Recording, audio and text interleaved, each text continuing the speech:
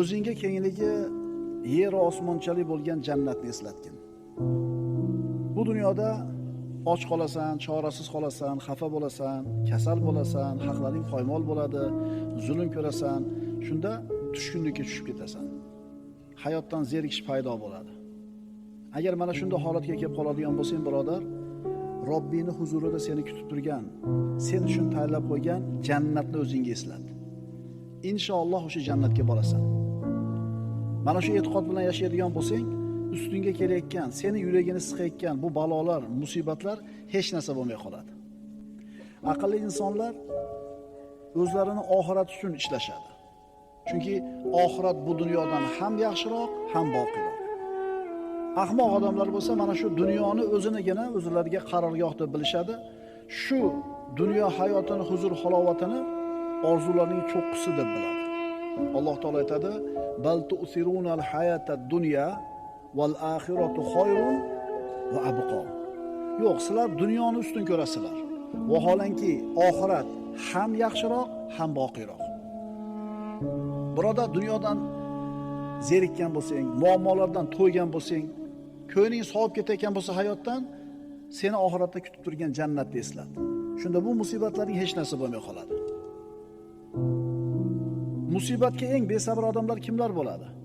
Ayni oxiratda unutganlar, oxiratdan umidi bo'lmaganlar. Chunki mana shu dunyoni ichida dunyoda bo'lishadi. Ularning ko'ziga faqatgina shu dunyo hayoti ko'rinadi. Undan boshqa narsani tasavvur qilisha olmaydi. Undan boshqa dunyo haqida fikr qilmaydi. Ular shu dunyoni o'zida huzur halovatni xohlaydi. Alloh azza va jalla yaratgan narsalar, mana siz bilan biz dunyoyimizda. Har bitta yaratgan narsani ziynati bor va shu narsaning orqasida maqsad bor. Har bitta yaratilgan narsani ziynati bor va maqsadi bor. O'simliklar, ularning ziynati bargi va guli. Lekin maqsadi nima? Maqsadi nima? Doni va mevalari. Kiyimlar. Uni ziynati rangi, fasoni, shakli, uzunligi, kaltaligi. Lekin maqsadi nima undan? Avratni yopishligi. Dunyo hayoti, birodarlar. Buni ham Alloh taolo yaratdi. Uni ziynati boylik, farzandlar, oltin kumushlar, uylar, qimmatbaho ulovlar. U ziynati dunyoni. Lekin maqsadi-chi? Iymon va solih amal. Dunyoni turgan bitgani ziynat. Dunyoni turgan bitgani ziynat, lekin undan ko'zlangan maqsad ibodat. Shuning uchun kim asosiy maqsadni unutib qo'ygan bo'lsa, faqatgina ziynati bilan ovora bo'lib qoladi, natijada ziyonga uchraydi. Ana shu dunyoni ziynati degan, dunyoda matohlari qo'lingdan ketib qolsa, birodar, siqilma. Chunki maqsad ziynat emas. Maqsad ziynat emas. Maqsad iymon, ibodat, solih amal. Astagfirullah. Inna ja'alna ma 'alal ardi zinatan laha linabluwahum ayyuhum ahsanu amala. Sizlarni ichingizda qaysinilar chiroyliroq amal qilishlarini sinashlik uchun yerdagi bor narsani ziynat qilib qo'ydik. Dunyoni turgan bitgani ziynat. Nima uchun? Sinash uchun. Liyabluwakum ayyukum ahsanu amala. Qaysinilar chiroyliroq amal qilishlarini bilishligimiz uchun. Oyatni qarang. Va inna la ja'iluna ma 'alayha sa'idan juruza. Hech shubha yo'qki, mana shu yerda ustidagi hamma zebi ziynatlarni sip-silliq, qup-quruq qilib yo'q qilib qo'yadigan ham bizimiz, deyapti. Demak, dunyoni ziynati uni ma'lumatohlari. Lekin dunyodan ko'zlangan maqsad nima? Iymon, taqvo, solih amal. Endi ana shu ziynati hisoblangan dunyoni ozgina matoh qo'lingdan ketib qolsa, siqilma, birodar. O'zingga nimani eslat? Jannat deb jina sabr qil, ozgina sabr qil, jannatga borasan. Dunyo ishi seni qiynagan bo'lsa, g'aming, darding, musibating ko'paygan bo'lsa, o'zingga oxiratni eslat, birodar. Bu dunyoni o'tkinchi ekanligini yodingga ol, shunda ishing oson kechadi. Ko'plagan oyatlarda mana shu dunyoning ziynatiga aldanib qolishlik qanchalar achinarli hol ekanligini Alloh bayon qilgan Qur'onda. Astagfirullah. Va ma hadihil hayatud dunya illa lahwun va la'ib va inna ad-daral akhirata lahiyal hayawanu law kanu ya'lamun. Bu dunyo hayoti faqat bir nafaslik o'yin kulgudir. Agar ular bilsalar, oxirat diyorigina mangu hayot diyoridir. Agar faqat dunyoni o'zi bilan ovora bo'layotgan johillar ko'zlaridan shu pardani olib tashlab olganida abadiy hayot haqida, abadiy ne'mat haqida, qasrlari haqida xabar berilgan vahiyga quloq tutishgan bo'lar edi. Payg'ambarimiz sollallohu alayhi vasallam bu dunyoning ne'matlari bilan jannatdagi ne'matlarni taqqoslab berganlar. Aytganlarki, mawdhi'u sawtin fil jannati khayrun minad dunya va ma fiha. Dunyoda ham matoh bor, hovlilar bor, bog'lar bor, uchastkalar bor, xullas dunyo matoh, hovlisi. Rasululloh aytibdilar, jannatda bir qamchi tegadiganchalik joy. Qamchini yerga bir urdingiz, qancha chizadi yerni. Ana shu qamchini uchi tegadiganchalik joy jannatdagi joy. Dunyo va undagi hamma narsadan afzal. Shuning uchun arzimagan dunyo matohi qo'lingdan ketsa, arzimagan dunyoni huzur halovati sen qo'lingdan ketib, yuraging siqilib, hayotdan to'ydirib yuborayotgan bo'lsa, o'zingga nimani eslat? Jannatni eslat. Vallohi jannat juda ham qadrli narsa. Haqiqatan siz bilan biz mehnat qilib, kurashib, jiddiy jahd qilishga arziydigan narsa. Bilasizmi jannatda nimalar bor? Nimalar yo'q? Kasallik yo'q, kiyimlarda chirib ketishi yo'q, o'lim yo'q, qarilik yo'q, abadiy yoshlik, ichi tashi ichidan ko'rinib turadigan xonalar, ko'z ko'rmagan, quloq eshitmagan ne'matlar, ovozi musiqa bo'lgan ohu ko'z hurlar. Prosta tasavvur qilib ko'ringlar, ovozi muzika bo'ladi. Quloq eshitmagan, ko'z ko'rmagan, insonda aqli bovar qilmaydigan ne'mat. Ana shu narsani o'zingga eslat, birodar. Sabr qilib o'tib ketasan, 40 yil yashading, yana qancha bor, Xudo biladi. Salqini kengligi 100 yillik masofaga teng bo'ladigan daraxtlar. Uzunligi, kengligi 60 mil bo'lgan chodirlar. Tinimsiz oqib turadigan daryolar, sutli daryolar, asalli daryolar, may sharobli daryolar. Baland qasrlar, mevalar yaqin bog'lar, ko'tarilgan so'rilar, tizib qo'yilgan qadahlar, terib qo'yilgan yostiqlar, to'shab qo'yilgan gilomlar, xursandchiligi mukammal bo'lgan joy, shodligi ulkan bo'lgan maskan, xushbo'y hidlari 500 yillik masofadan kelib turadigan joy, vasfi ulug', Allohning diydori ko'riladigan joy jannat. Mana shu narsani o'zingga eslat. Ozgina sabr qil, o'tib ketasan. Bizga nima bo'ldiki, ana shu oxirat diyori haqida fikr qilmay qo'yamiz? Bizga nima bo'ldiki, shu dunyoda arzimagan matohi bizni ko'nglimizni cho'ktirib tashlaydi. Birodar, hayotdan zerikkan bo'lsang, g'amlar to'yg'izgan bo'lsa, joningdan to'yib ketib dod deging kelayotgan bo'lsa, o'zingga jannatni eslat. Endi Alloh taoloning huzuridagi ne'matlar. Birodarlar, u ne'matlarning sanog'i yo'q, miqdorining chegarasi yo'q.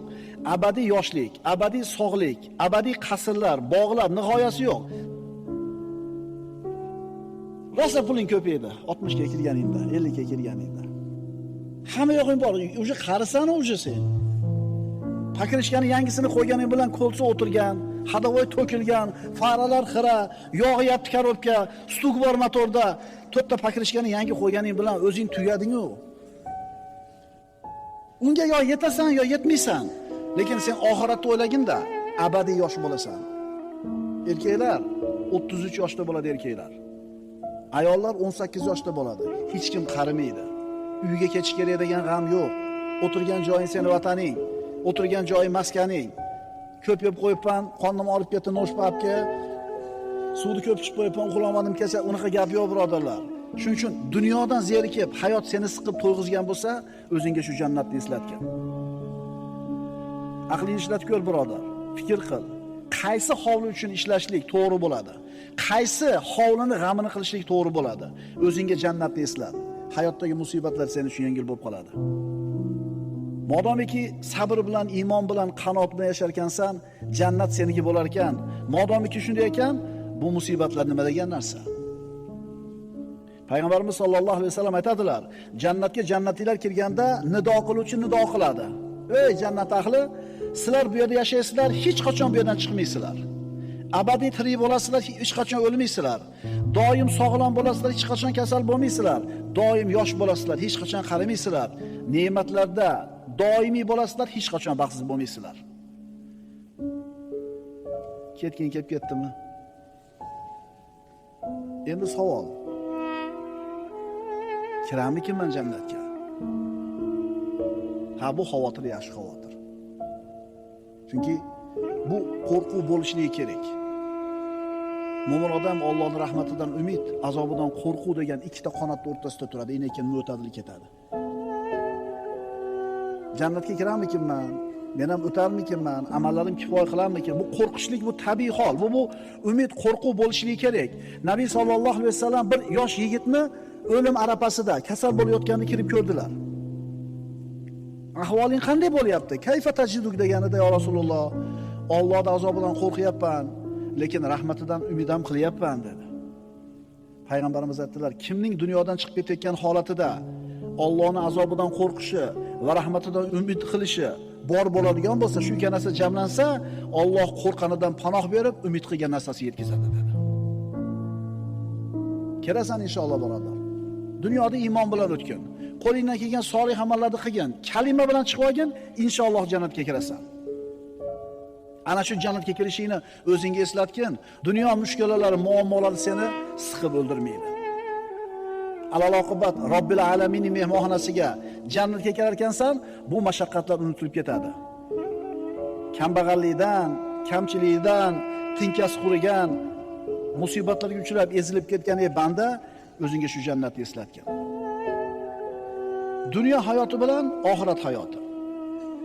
Dunyoda eng huzur halovatni cho'qqisida yashagan, bironta mashaqqatli kun ko'rmagan odamni, kofir odamni 1000 yil yashagan deylik.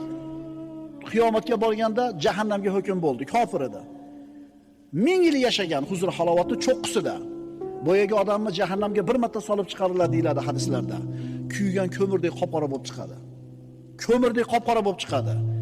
Banda, yaxshi kun ko'rganmisan deydi. Haligi banda jahannamga bir marta tushib chiqib turib, yaralganimdan beri shu azobda men yaxshi kun ko'rmaganman deydi.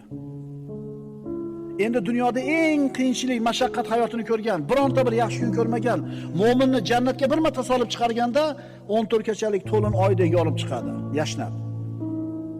Banda, mashaqqatli kun ko'rganmisan bu hayotingda deydi.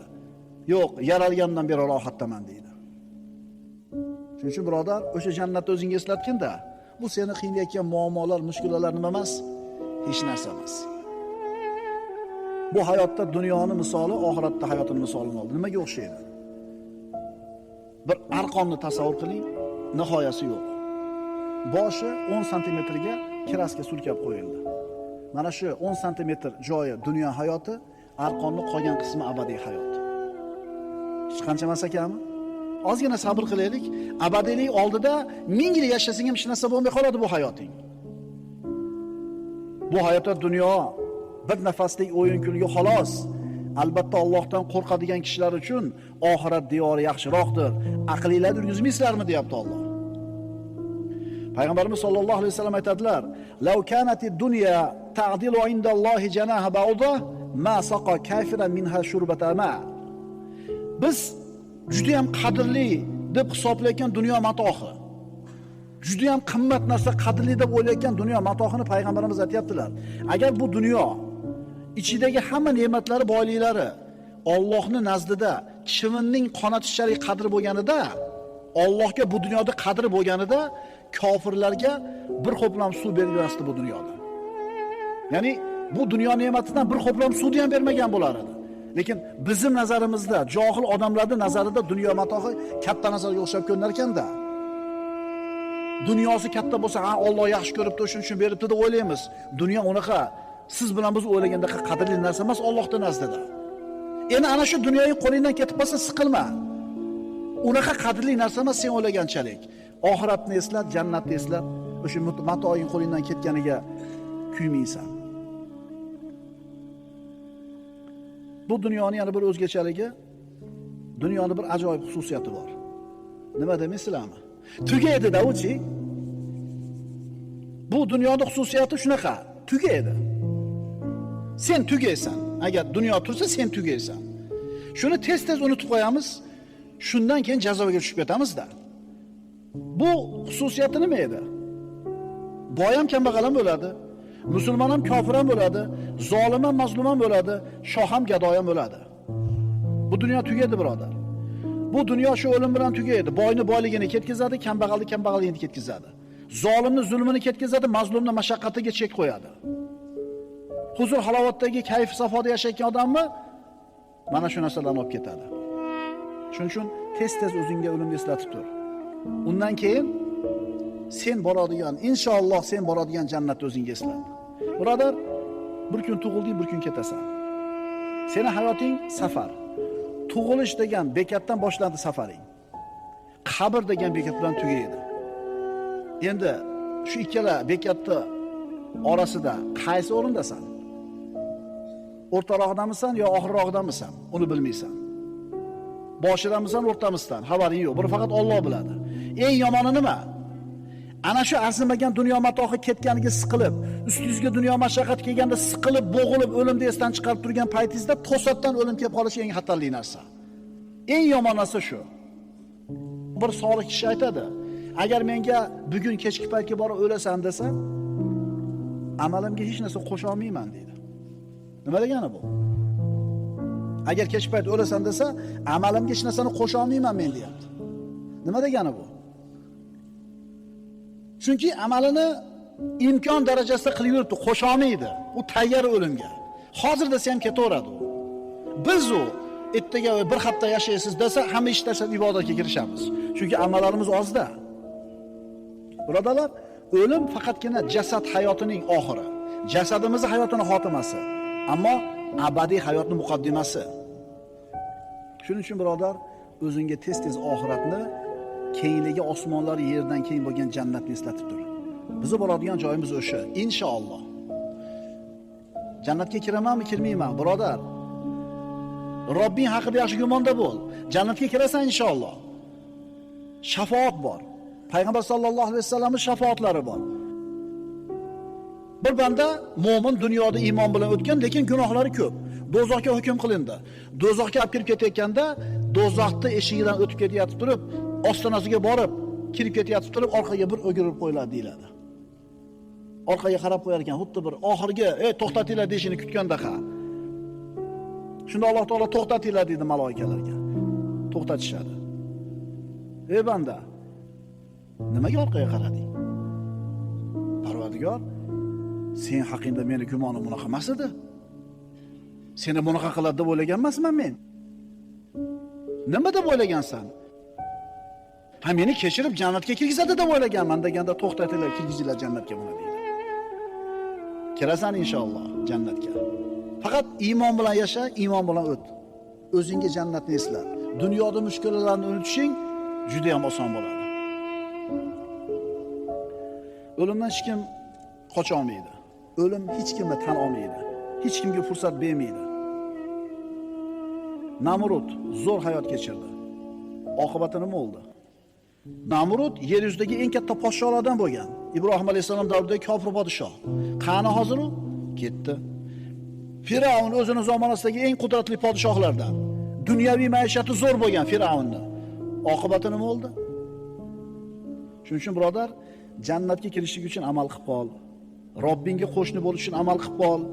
Salamun alaykum bima sabartum fa ni'ma uqbaddar.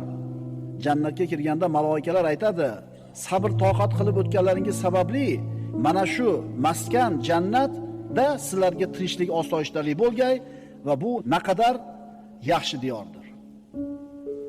Birodar, bu dunyoda och qolsang, chorasiz qolsang, xafa bo'lsang, dardga chalinsang, haqlaring poymol bo'lsa, zulm ko'rsang, joningdan to'yib ketsang, sabr qil. O'zingga jannatni eslat. Robbing huzurida seni kutib turgan jannatni o'zingga eslat. Inshaalloh jannatga borasan. Agar mana shu e'tiqod bilan yashasang, zararlaring foydaga, balolaring esa Alloh tomonidan berilgan hadiyaga aylanib qoladi.